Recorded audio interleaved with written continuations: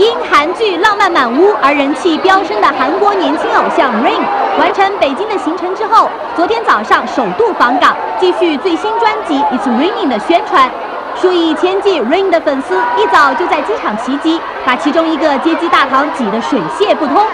机场管理单位方面为了避免场面失控，派出30多名保安维持秩序，警方也加派多名警员严阵戒备。Rain 乘坐的飞机于早上11点05分准时抵港之后，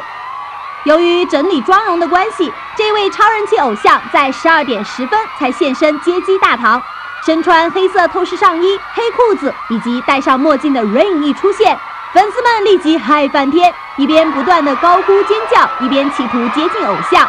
而脸带微笑的 Rain 就多次向粉丝挥手表现感激。